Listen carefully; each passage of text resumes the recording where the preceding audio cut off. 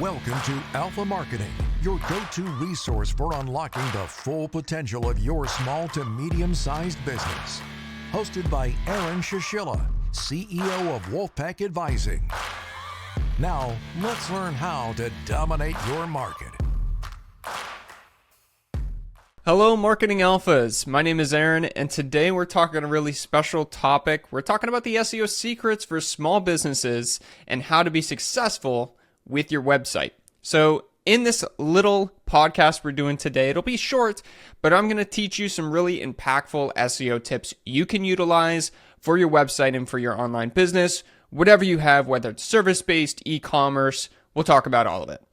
So let's get started. Let's first talk about the section 1, which is just understanding the SEO basics, what SEO is, why it's crucial, which obviously if you're watching or listening to this podcast, you know it's pretty crucial. So let's start with the basics. SEO, or search engine optimization, is the process of optimizing your website to rank higher in search engine results.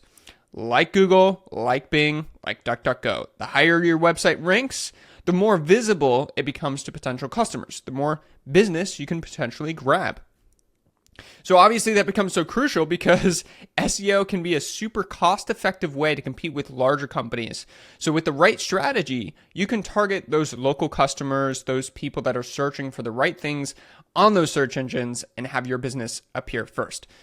So how do you do it? How do you get to the top of search results? Well, there's some core SEO elements that we'll talk about that every business is going to need. Obviously, first and foremost, you're going to need a website, right? That's the most important factor here. In order to rank, you need a website. The other thing that you can do, which we'll get into a little bit later, is we'll talk about Google Business Profiles. We'll talk about the importance with local searches specifically. But in this first part, I'm just going to break down the website, and then we'll get into like the local ranking factors, such as Google Business Profiles. But I want to break down the Google search results first before we just jump right into it. So Google search results, if you look for any particular search, they look a little bit different.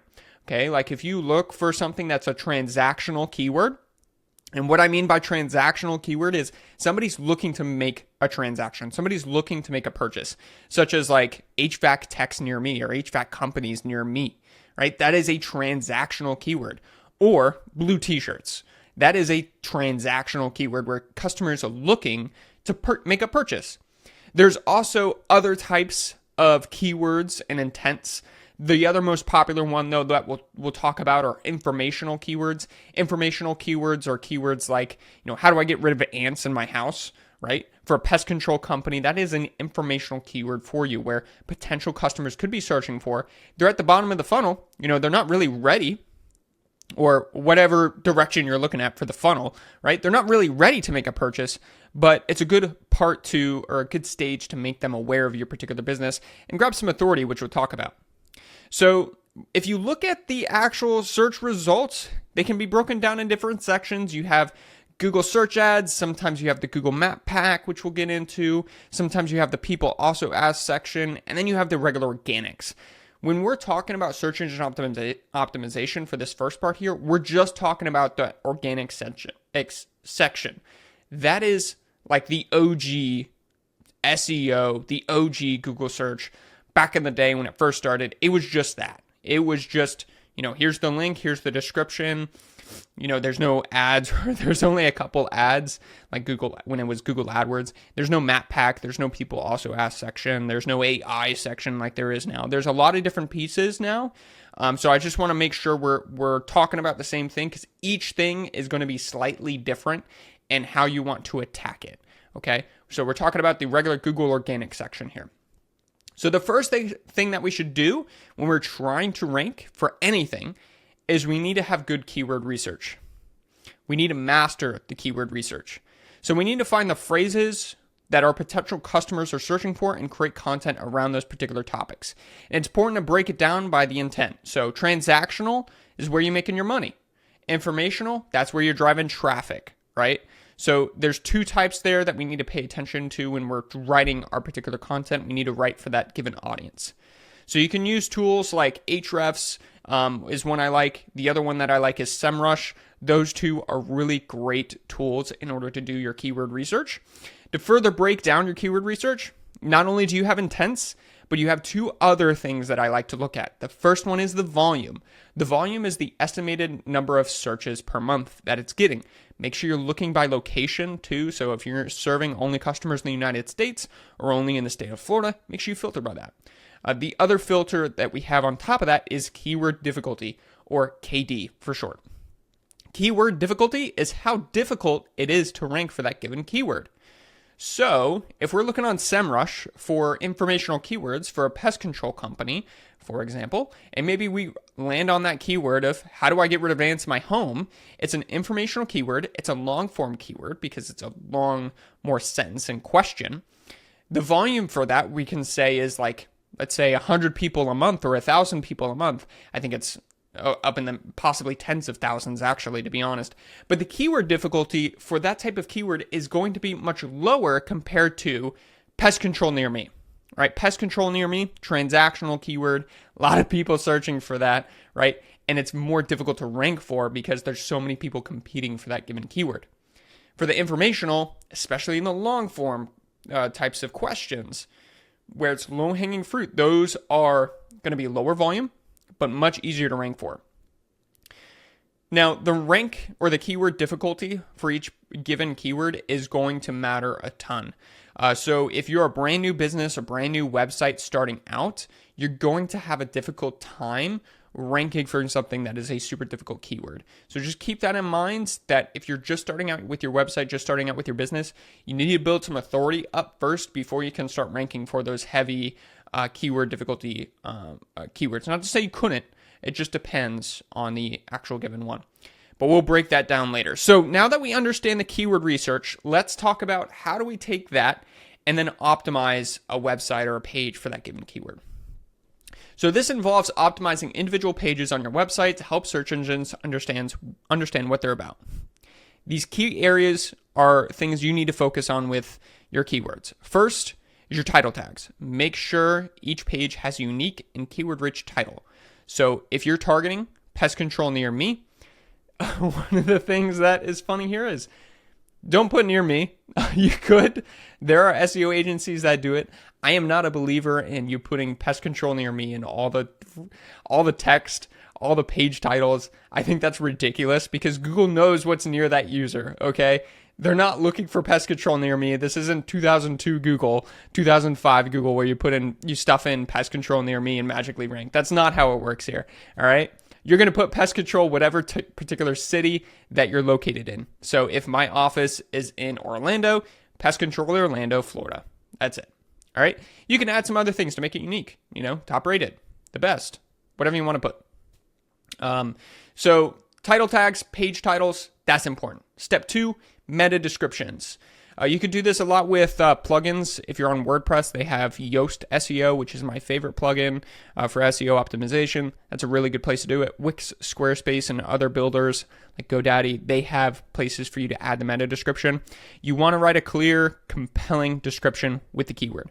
Make sure it's clear, and you're going for a high click-through rate type of description here. So your goal shouldn't be like, give them information about what the page is about. It should entice the click is what we're looking for. Not too clickbaity to seem scammy or sketchy or anything like that. We're just going for something that is a little bit enticing the click and telling what the page is about with the keyword itself. Okay. Then we're going to put the keyword in our headings. So our headings are in HTML code. We have H1, H2, H3, H4, H5, and H6.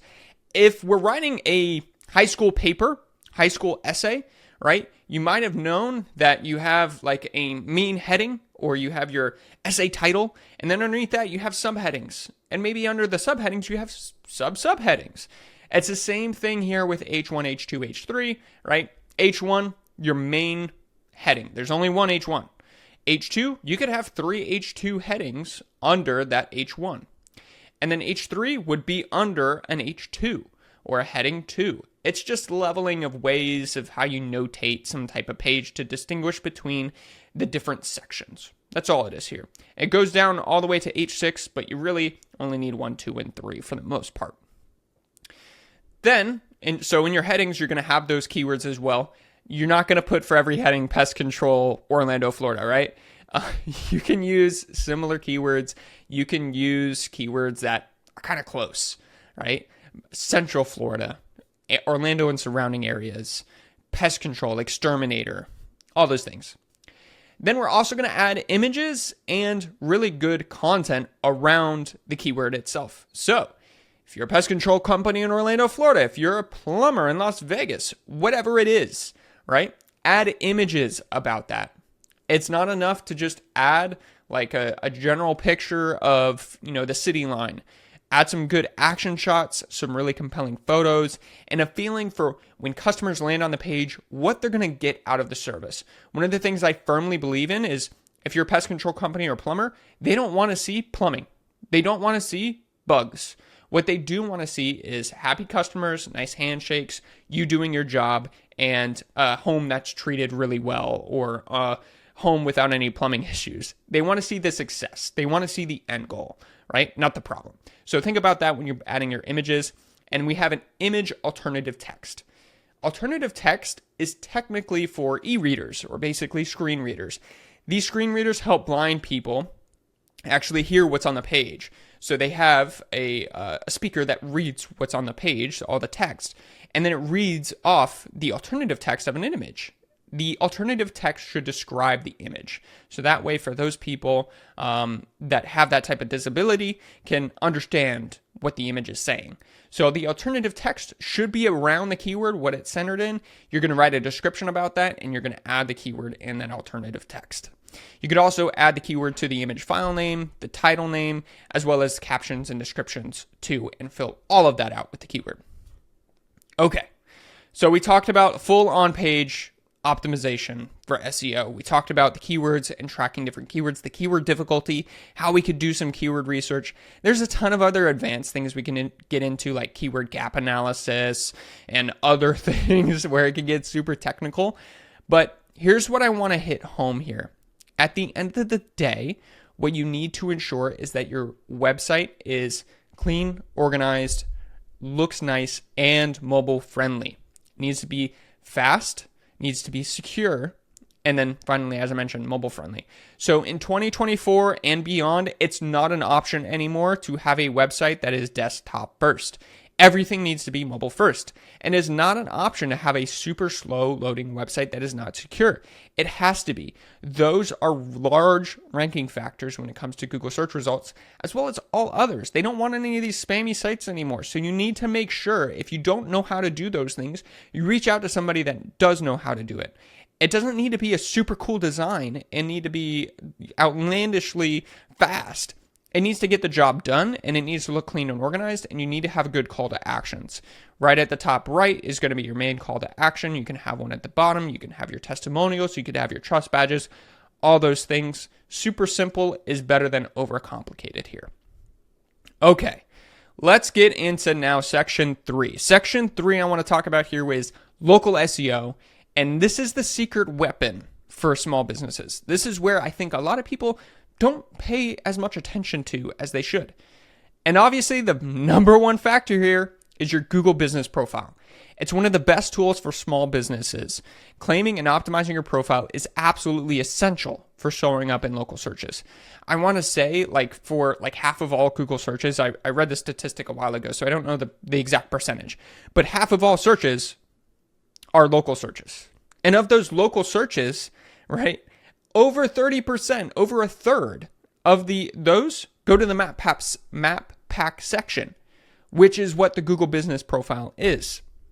So it's super, super important that you're looking at this Google business profile. You're verified. You have your business name, address, and phone number, and everything all consistent. You could take this a step further. So not only do you need to have a good Google business profile, you need to have good photos, all that stuff. Make sure it's complete and accurate. I answer any questions, respond to your reviews, all that good stuff. But now we get into the local listings and reviews.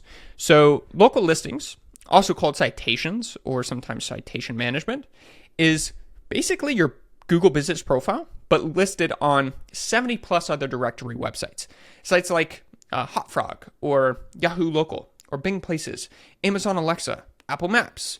The list goes on. It makes sure that your business is complete and accurate and can be found anywhere people are searching. If I'm on Apple Maps, you should bet that you want to be found on Apple Maps.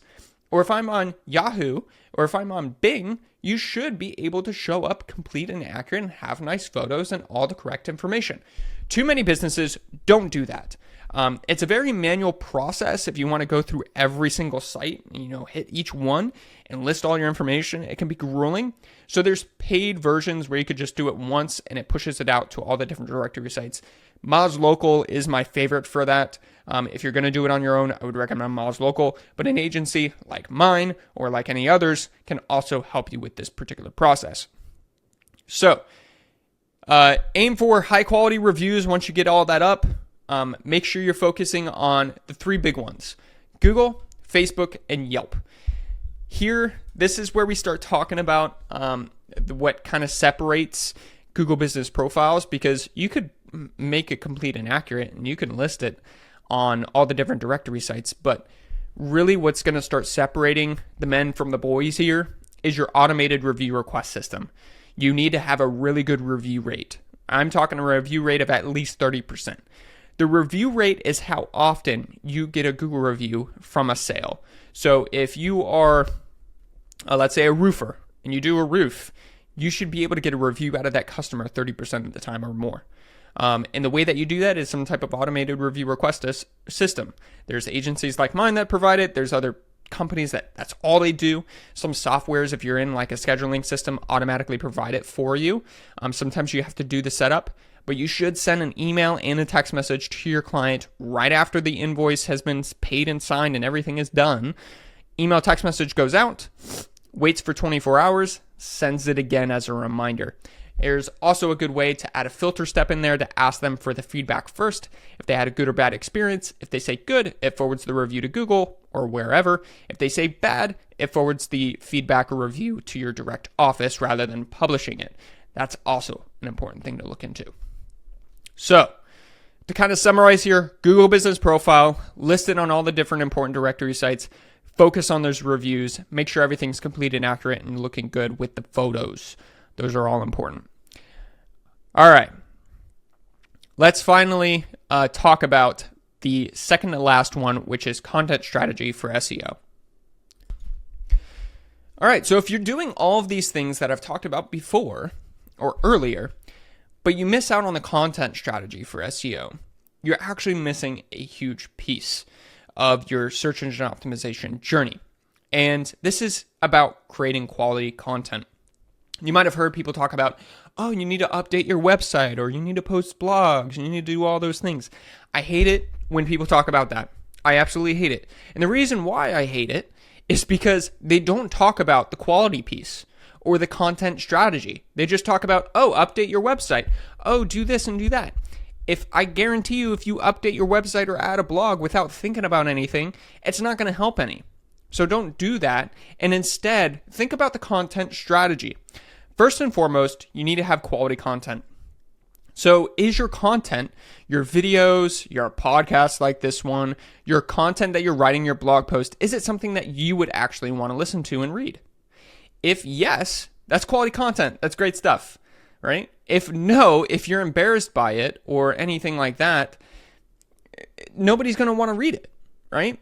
Now, I'm not saying this to say like don't write content or whatever if you're embarrassed by it, because I will say, like, if you're starting out, you need to start somewhere. Everybody has to start somewhere. So don't think that I'm just saying like don't ever start, because you absolutely do need to start and you're going to learn along the way.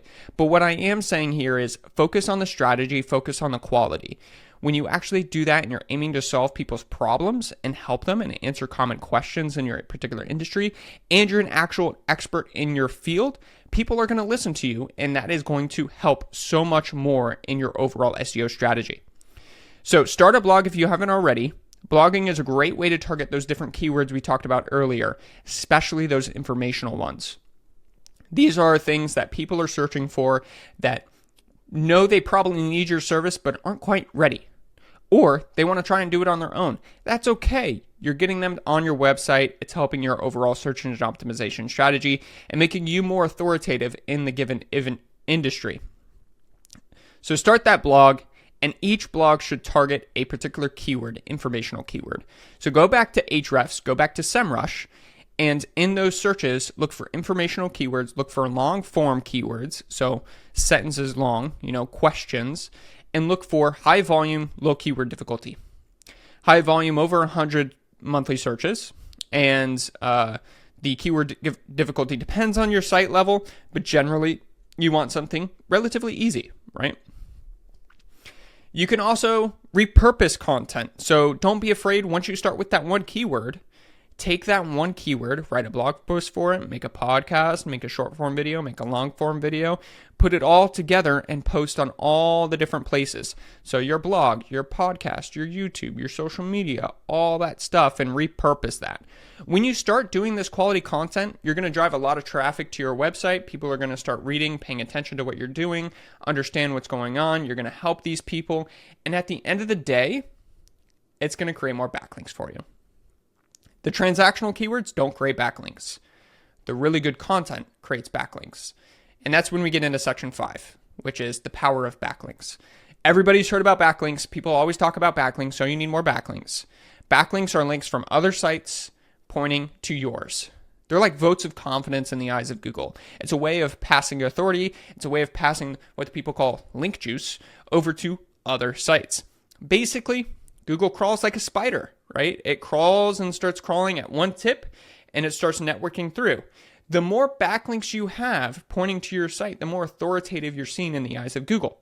So the more really good content you have, the more chances of Google finding your content because people are linking to it. So generate high quality content that will generate the backlinks. So focus on other things that you could do is focus on building relationships with other local businesses or other industry blogs, as well as doing some guest posts and collaborations. That's another way that you can kind of interact with other people and easily get more backlinks. One thing I will say about backlinks before I move on from this, technically asking for a backlink is against Google's guidelines. Also, purchasing or doing any sort of that spammy link stuff is against Google's guidelines. You may be able to get away with it for some time being. Maybe it helps you, but it will come back and bite you. So just be careful. Don't fall for cheap backlink services. Don't fall for SEO agencies that are going to tell you they're going to get this many backlinks in this given time. They can't promise that. The only way that they can promise that is they're providing spam backlinks, right? And you don't want your business and stuff linked next to really weird stuff. Like there's pornographic stuff out there that it's next to, or some weird sketchy sites. You don't want any of that. So don't fall for that. Do it the right way. Have really good content that is going to generate the backlinks for you. All right, let's get into measuring success and conclusion and recap. This part's crucial. You need to measure your results. You need to understand how effective your work is, right? We're spending time on this. Maybe your salary is, let's say, $100K a year. If your salary is $100K a year, whatever it is, right? Your time is valuable, right? Even if it's only $50,000 a year, you need to make sure that you're earning that money when you're making the content, when you're doing the SEO optimization. You need to make sure you're getting the return on investment. That's why we're in business after all. So how do you track that with SEO efforts? Well, there's a couple different ways. You can look at Ahrefs, you can look at SEMrush, you can look at Google Search Console, and all of these things will tell you how much traffic you're getting. And you can also track your positions on Google for important keywords. Important keywords like the one I was talking about earlier, Pest Control Orlando or Plumber Las Vegas, right? If you're a plumber in Las Vegas, you want to rank for that keyword. So you could track that position and track how you're doing in comparison to your competitors with tools like Ahrefs and SEMrush. That's an important factor for sure. Is your traffic going up? That's an important factor for sure. Are your backlinks increasing over time? That's an important factor for sure. You need to be tracking all those things. I like looking at it every single week. Maybe that's a little bit too much, but at least once a month. But the final thing that we can do is actually track the exact return on investment. And that is through lead tracking numbers or some type of lead tracking system. We use call tracking numbers and JavaScript to track web form entries, and we're tracking the referral sources.